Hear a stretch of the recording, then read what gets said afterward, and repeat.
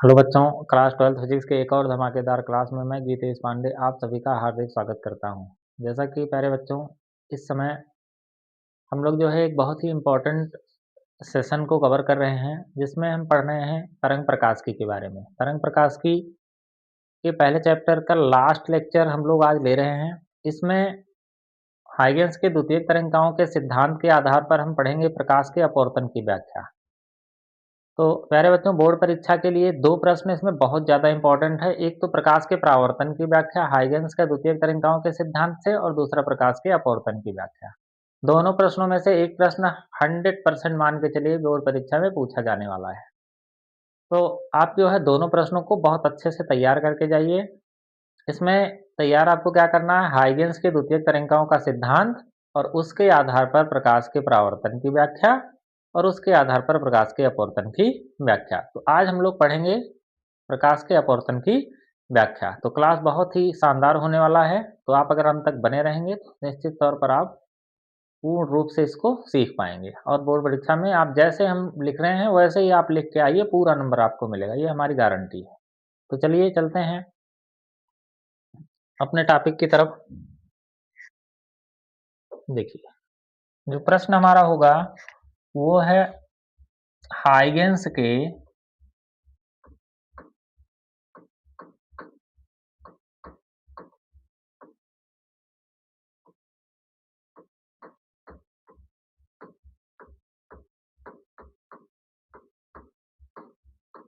सिद्धांत से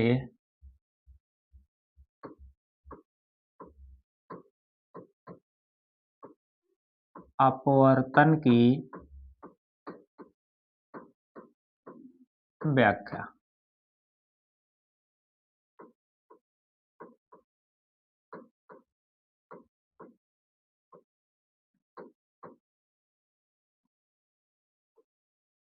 ठीक, तो हाइगेंस के तरंग सिद्धांत से प्रकाश के अपवर्तन की व्याख्या। बहुत ही इंपॉर्टेंट प्रश्न है ये, बोर्ड परीक्षा के दृष्टिकोण से अत्यंत महत्वपूर्ण प्रश्नों में है, और 5 अंक में ये प्रश्न पूछे जाते हैं। जब प्रश्न आएगा तो आपसे कहेगा कि हाइगेंस के द्वितीयक तरंगिकाओं का सिद्धांत लिखिए और इसके आधार पर प्रकाश के अपवर्तन की व्याख्या कीजिए। ठीक, चलिए देखिए,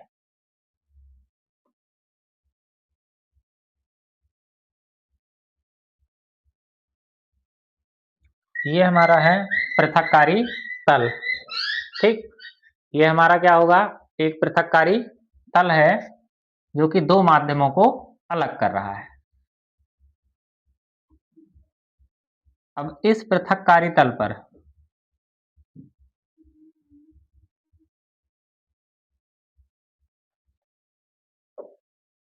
ये 2 समांतर किरणें जो कि अनंत से आ रही हैं, आपतित हो रही हैं। ये जो किरणें हैं वो कहाँ से आ रही हैं, अनंत से आ रही हैं, और यहाँ पर आपतित हो रही हैं। ठीक, अब यहाँ पर देखेंगे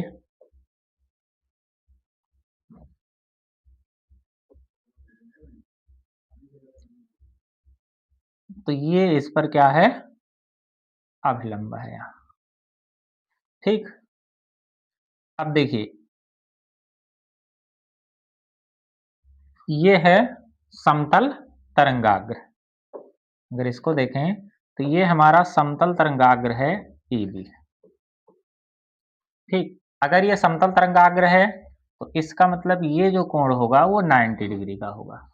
ठीक, अब देखिए, चूंकि प्रकाश, अगर ये माध्यम हमारा सघन है, देखिए ये हमारा माध्यम कैसा है, सघन है, और ये वाला जो माध्यम है हमारा विरल है। तो ये माध्यम है हमारा विरल, और इसमें जो प्रकाश की चाल है वो v1 है। ये हमारा माध्यम है सघन, और इसमें प्रकाश की चाल कितनी है, v2 है। ठीक, तो बच्चों, चित्र बहुत ध्यान से आपको पढ़ना है। अगर चित्र आप अच्छे से नहीं बना के आते हैं तो नंबर आपको मिल नहीं पाएगा बोर्ड पेपर में, ये ध्यान रखना है। तो चित्र पे विशेष फोकस कर किए रहना है आपको। अब चलते हैं, देखिए ये AB क्या है, एक समतल तरंगाग्र है। जो कि जिसे कहते हैं आपतित तरंगाग्र। ठीक, अब देखिए चूंकि प्रकाश अगर देखें तो विरल से जा रहा है सघन में, तो जब प्रकाश विरल से सघन में जाता है तो ये अभिलंब की ओर झुक जाता है। तो दोनों इस प्रकार से अभिलंब की ओर क्या हो गए, झुक गए। अब देखिए ये आपतित किरण है और ये अभिलंब के बीच बनने वाला कोण क्या होगा, आई। ठीक, अब देखिए यहां पर यह है अपवर्तित किरण और अभिलंब के बीच बनने वाला कोण कितना होगा, आर। ठीक, अब देखिए अगर यहां पर ये कोण आई है तो ये वाला भी कोण कितना होगा, आई होगा। अब इसमें अगर देखें तो ये जो हमारा तरंगाग्र है, ये जो तरंगाग्र है अगर इसका हम नामकरण करते हैं तो ये मान लेते हैं हो गया हमारा ए डैश और बी डैश। ये जो तरंगाग्र होगा ये है अपवर्तित तरंगाग्र। तो अगर ये कोण आर है तो ये वाला कोण भी हमारा कितना होगा, आर होगा। ठीक, कैसे होगा, अगर देखिए ये आई है तो ये कितना होगा, ये होगा 90 माइनस आई। क्योंकि देखिए ये जो किरण है और ये किरण, अगर देखिए जब भी हम समतल तरंगाग्र की बात करेंगे तो समतल तरंगाग्र में जब तरंगे एक साथ एक ही दिशा में संचरित होंगी तो किसी भी क्षण अगर हम संचरण की दिशा के लंबवत कोई पृष्ठ खींचेंगे तो उस पर माध्यम के कण कैसे होंगे, कंपन की समान कला में होंगे। तो ऐसे तरंगाग्र को हम कौन सा तरंगाग्र बोलते हैं, समतल तरंगाग्र बोलते हैं। ठीक, तो ये हमारा होगा समतल तरंगाग्र। तो अब इस प्रकार से अगर यहां देखें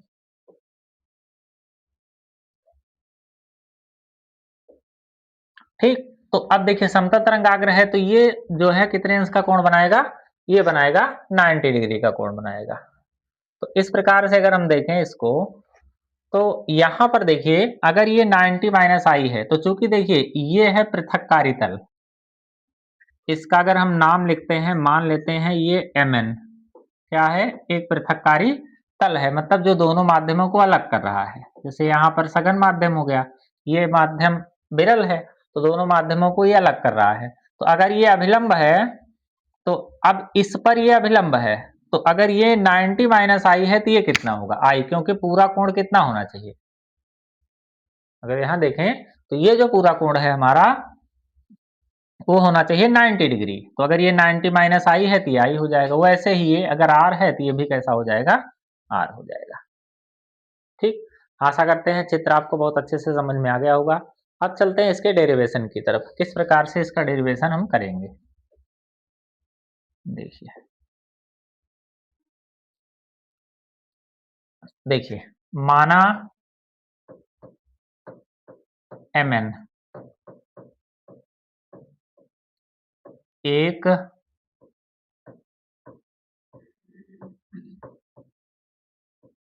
अपवर्तक पृष्ठ है।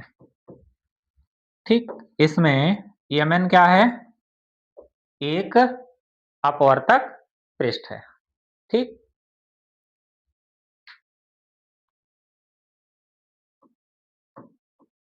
AB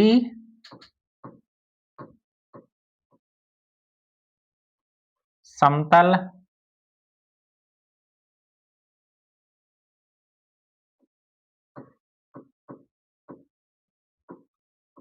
आपतित तरंगाग्र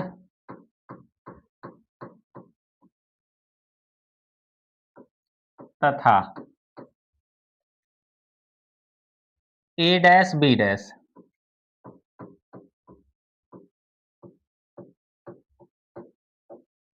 समतल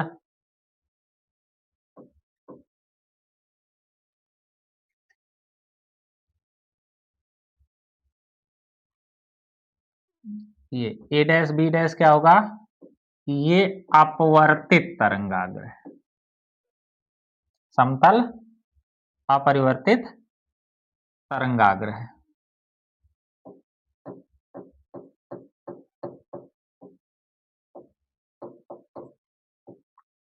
ठीक, देखिए Mn क्या है, एक अपवर्तक पृष्ठ है, AB क्या है, एक समतल तरंगाग्र है तथा A डैश B डैश समतल अपरिवर्तित तरंगाग्र है। तो ये जो है अपवर्तित क्या होगा, तरंगाग्र होगा।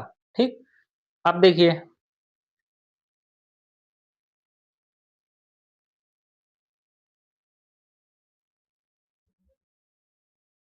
ये जो B है, अगर B देखें तो मान लेते हैं B जो है t समय में कहां तक पहुंच जाता है, A डैश तक।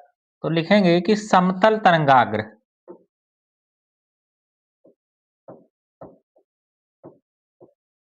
समतल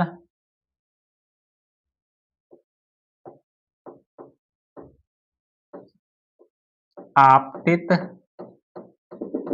तरंगाग्र का बिंदु कौन सा, B t समय में कहां तक पहुंच जाता है, B t समय में A डैश तक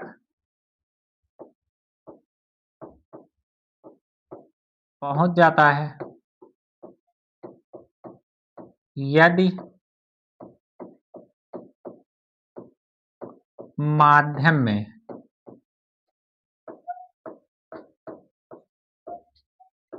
तरंग की चाल v1 है। देखिए यहाँ पर जो माध्यम में तरंग की चाल कितनी है, यहाँ पर अगर देखें तो इस माध्यम में जो तरंग की चाल है वो कितनी है, v1 है। ठीक, देखिए समतल आपतित तरंगाग्र का बिंदु B जो है t समय में कहां तक पहुंच जाता है, A डैश तक पहुंच जाता है यदि माध्यम में तरंग की चाल कितनी है, यहाँ पर इस माध्यम में तरंग की चाल v1 है। बस इतना ही लिखना है आपको। ठीक, अगर इस माध्यम में तरंग की चाल कितनी है, v1 है, तब अगर B A डैश देखें तो यहाँ पर बी ए डैश मतलब ये यहाँ से कितनी दूरी तय किया, बी ए डैश मतलब यहाँ से यहाँ तक तरंग ने कितनी दूरी तय किया, तो दूरी बराबर क्या होता है, चाल गुणे समय। तो यहाँ पर चाल है v1 और समय कितना है, t। तो बी ए डैश बराबर हो गया v1 t। ठीक, अब देखिए अगर यहाँ देखें तो उतने ही समय में मतलब t ही समय में अगर देखें तो ये जो A है वो कहां तक पहुंच जाता है, B डैश तक। तो माना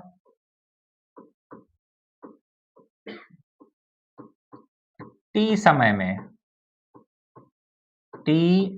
समय में तरंगाग्र का बिंदु A B डैश तक पहुंच जाता है। ठीक, तरंगाग्र का जो बिंदु A है वो t समय में कहां तक पहुंच जाएगा, देखिए जितने समय में, चूंकि अब दोनों एक साथ चल रही हैं, यहां से जैसे इस तरंगाग्र पर जितने भी बिंदु होंगे वो क्या बनेंगे, वो नए तरंगाओं के स्रोत बन जाएंगे। हाइगेंस के अनुसार इस पर क्या होंगे, इससे नई तरंगिकाएं निकलेंगी और जिसे हम कौन सी तरंगिकाएं कहते हैं, द्वितीयक तरंगिकाएं। तो अब जब ये तरंगिकाएं आगे बढ़ेंगी तो ये जो बिंदु B है जितने समय में A डैश तक पहुंचेगा उतने ही समय में A क्या होगा, B डैश तक पहुंच जाएगा। अगर उतने ही समय में देखें तो A कहां तक पहुंच गया, मान लेते हैं B डैश तक पहुंच गया। तो अब यदि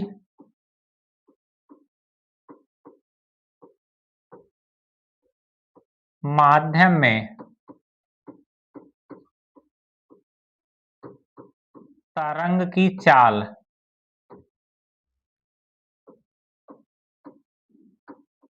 v2 है, यदि इस माध्यम में तरंग की चाल कितनी है, v2 है, तब क्या होगा,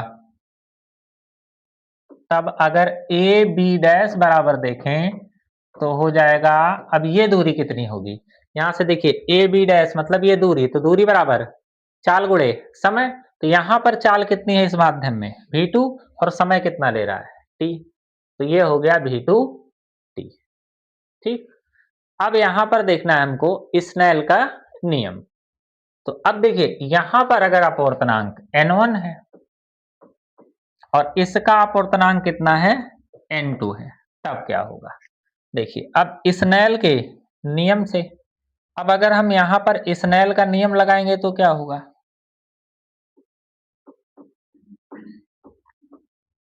स्नेल के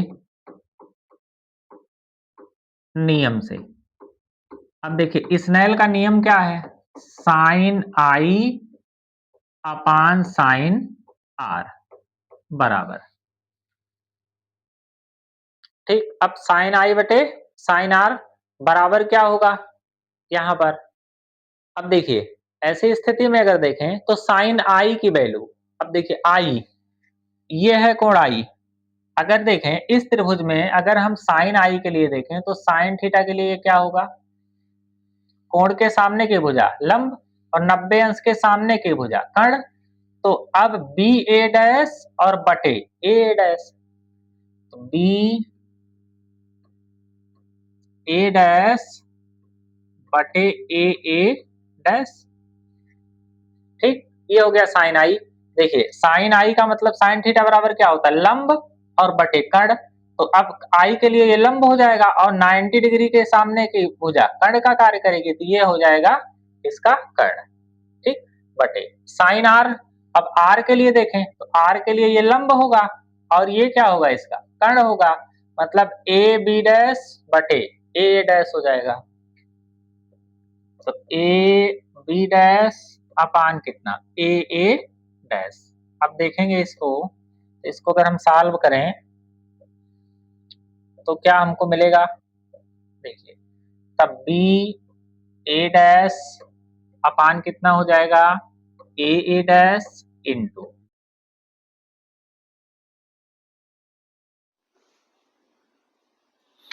चलिए इसमें आगे देखते हैं। तो ये साइन आई बटे साइन आर बराबर ये हो गया B A dash upon A dash upon इतना, तो ये B A dash upon A dash into, ये देखिए पलट गया A dash upon A B dash. अब इसमें ये कैंसिल हो गया, तो अब क्या मिलेगा हमको यहाँ अगर देखें तो मिलेगा साइन आई बटे साइन आर बराबर क्या हो जाएगा? ये देखिए बी ए डैश अपान कितना हो जाएगा? ए बी डैश, ठीक।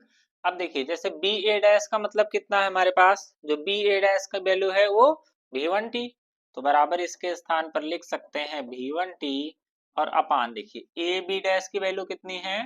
V2T। T से T क्या हो गया? कैंसिल।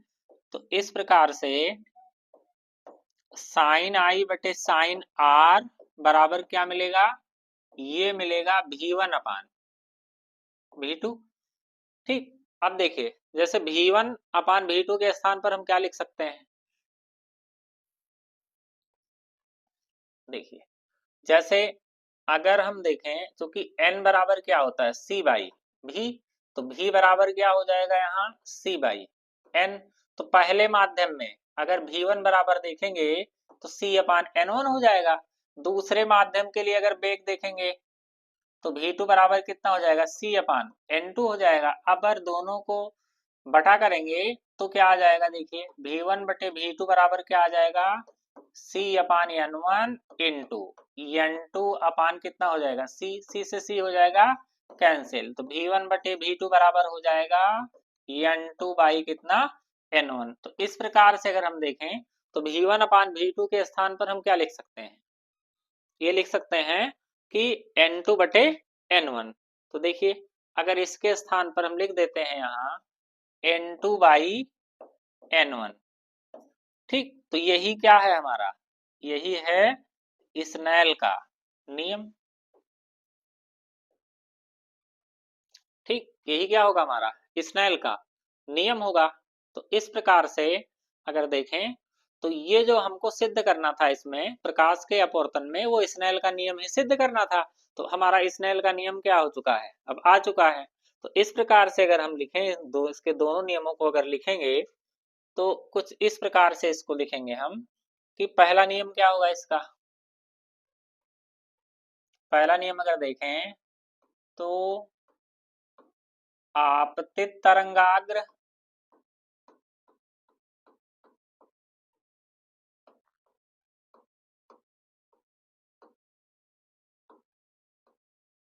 अपवर्तित तरंगाग्र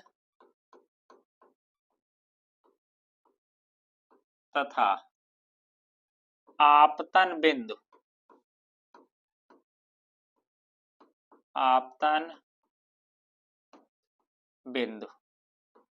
पर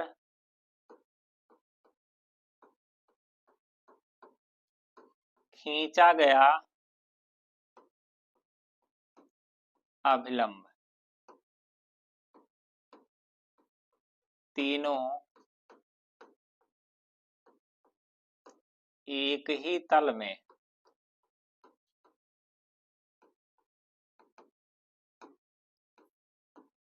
स्थित होते हैं। तल का मतलब क्या है कि जैसे अभी हम लिख रहे हैं किस पर, तो ये बोर्ड पर लिख रहे हैं, तो ये जो तल होगा हमारा वो होगा बोर्ड वाला तल। ठीक, और दूसरा क्या होगा, जैसा कि हमने सिद्ध किया है कि आपतन कोण की ज्या, आपतन कोण की ज्या तथा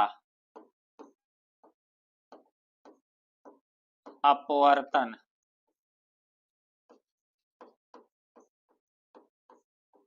कोण की ज्या का अनुपात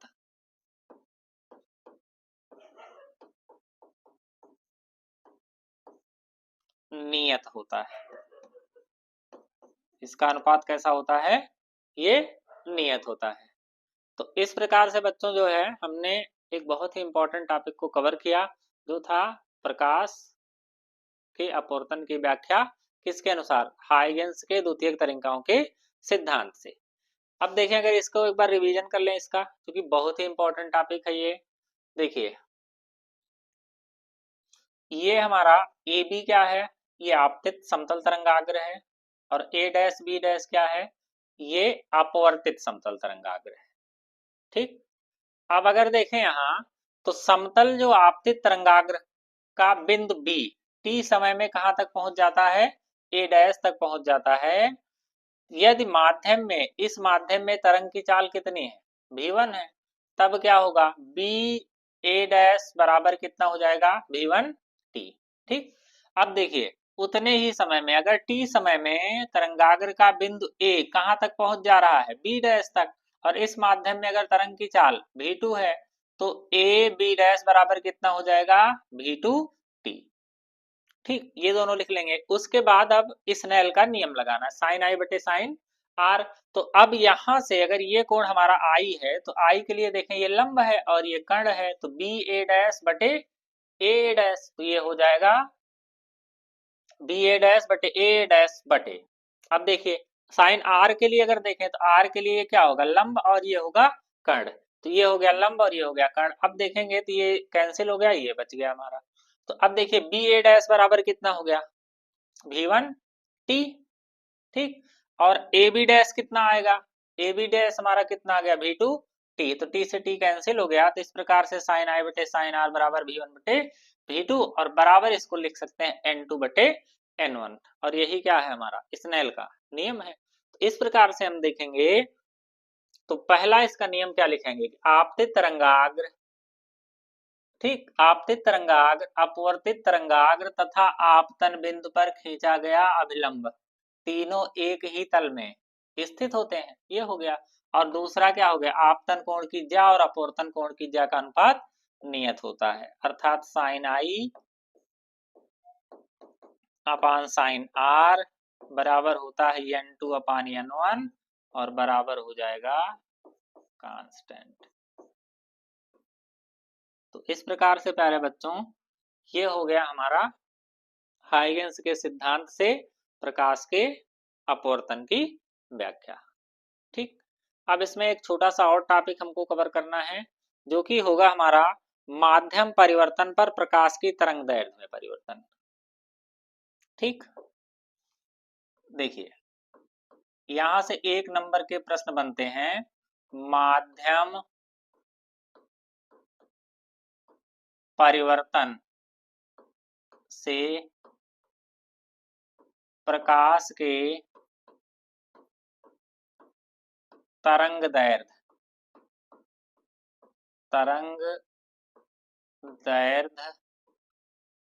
में परिवर्तन।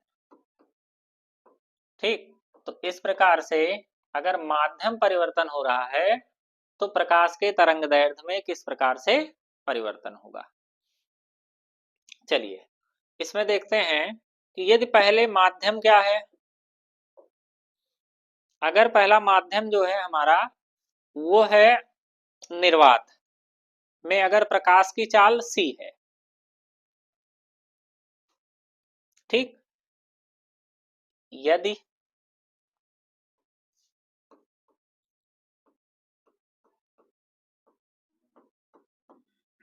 निर्वात में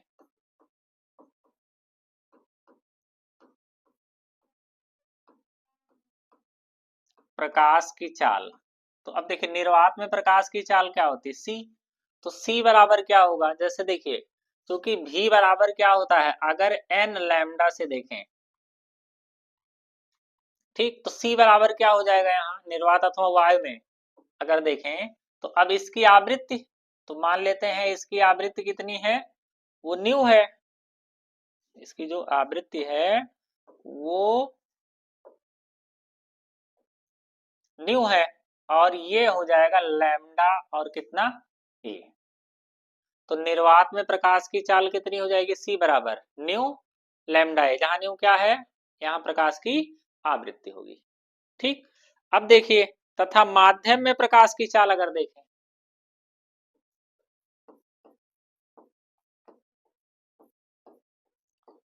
माध्यम में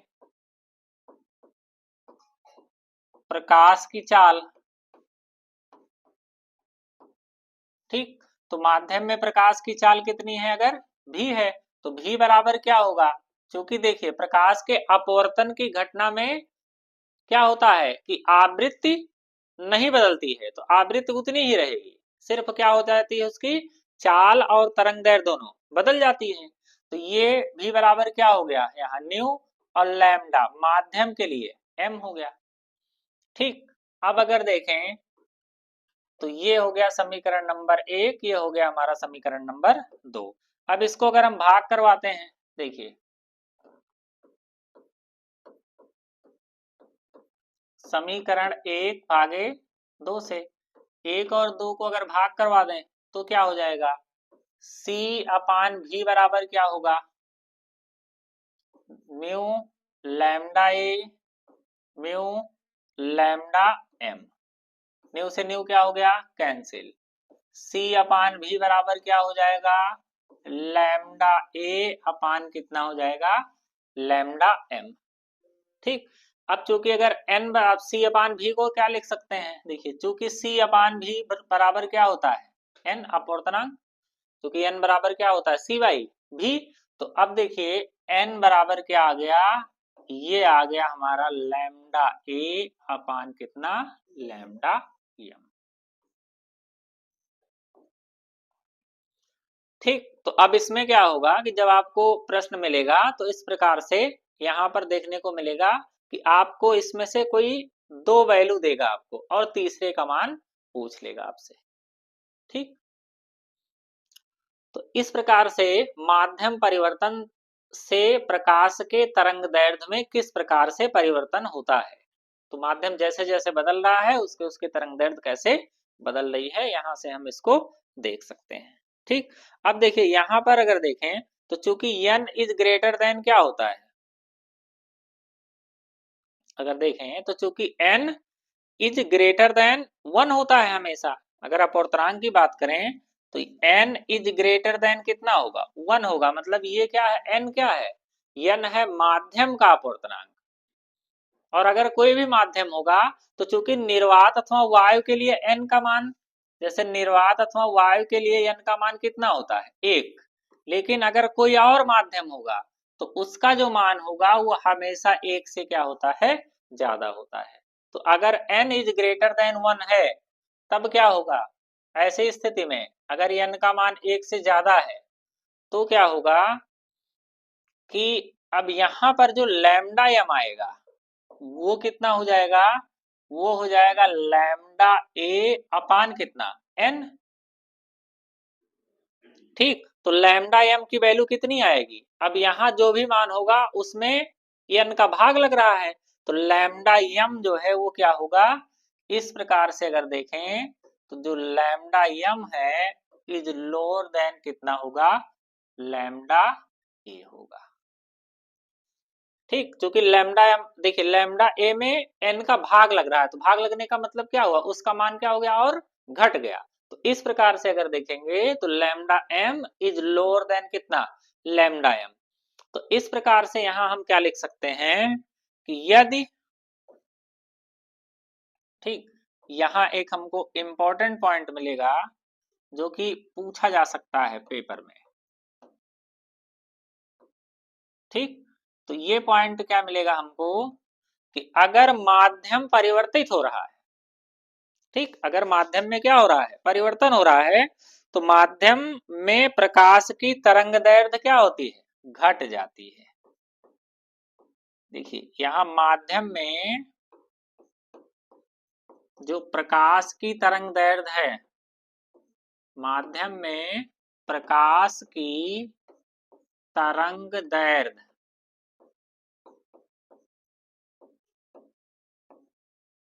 घट जाती है। ठीक, अगर देखेंगे तो जो भी माध्यम होगा तो माध्यम में जो प्रकाश की तरंग दैर्ध्य है वो देखिए इससे लैम्डा ए मतलब निर्वात अथवा वायु में जो तरंग दैर्ध्य है उससे क्या होती है, कम हो जाती है। तो इस प्रकार से प्यारे बच्चों आज हम लोगों ने दो बहुत इंपॉर्टेंट टॉपिक को कवर किया, और ये जो हम तरंग प्रकाशिकी के अंतर्गत जो हमारा पहला चैप्टर था वो इस प्रकार से हमारा कंप्लीट हुआ। तो क्लास आपको कैसा लगा कमेंट बॉक्स में जरूर लिखें, और ऐसे ही जो है वीडियो के लिए आप चैनल को लाइक शेयर और सब्सक्राइब किए। तो आज के लिए इतना ही, धन्यवाद।